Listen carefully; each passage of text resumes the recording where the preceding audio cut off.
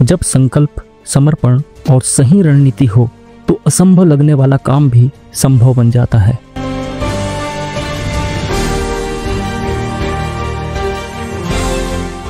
मध्य प्रदेश के सिवनी जिले का एक शांत गांव हरदोली, लेकिन आज यह गांव एक अभूतपूर्व घटना का गवाह बनने जा रहा था। एक खेत के कुएं में एक साथ गिरे जंगल का राजा बाघ और जंगली सुअर। शायद बाघ द्वारा जंगली सुअर के शिकार के प्रयास के दौरान यह घटना घटित हो गई।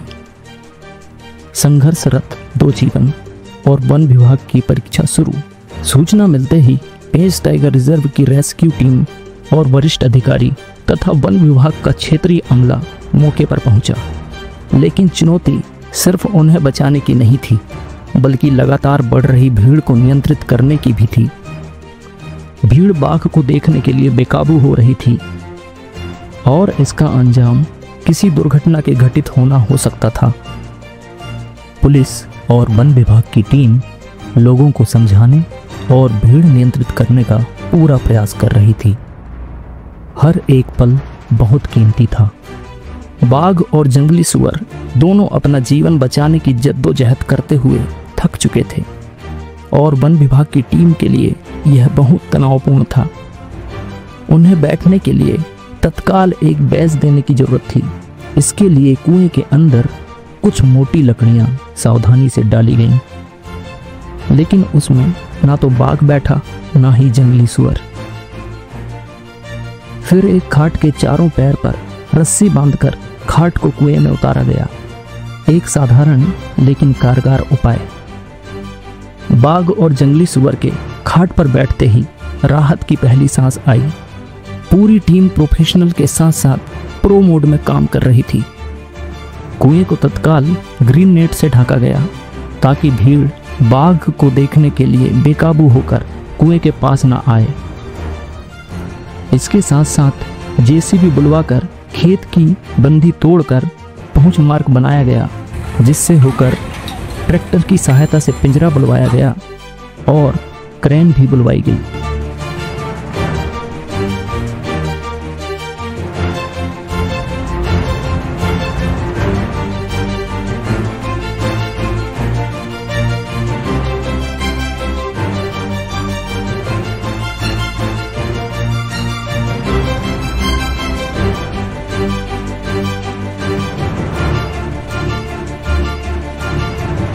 क्रेन की सहायता से पिंजरा कुएं के अंदर डाला जा रहा था, लेकिन बाघ किसी भी स्थिति को कब चुनौती में बदल सकता है यह सभी जानते थे। एक झटके में बाघ ने खाट में बंधी एक रस्सी काट दी, लेकिन टीम ने सूझबूझ से स्थिति को संभाल लिया।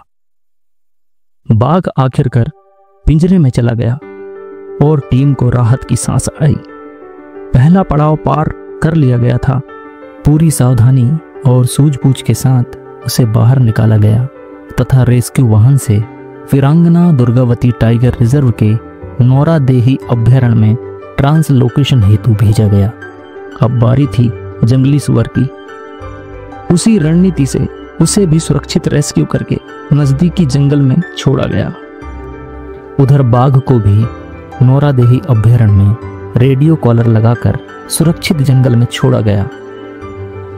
दोनों वन्य प्राणी अपना प्राकृतिक आवास पा चुके थे और रेस्क्यू में लगी पूरी टीम को मिला एक अद्भुत आनंद और अनुभव। स्थानीय संसाधनों का त्वरित उपयोग कर और टीम वर्क से किसी असंभव कार्य को कैसे संभव बनाया जा सकता है, इसका यह एक बेहतरीन उदाहरण है। यह सिर्फ एक रेस्क्यू ऑपरेशन नहीं था, बल्कि यह साहस, धैर्य और वन्य जीवों के प्रति समर्पण की मिसाल है।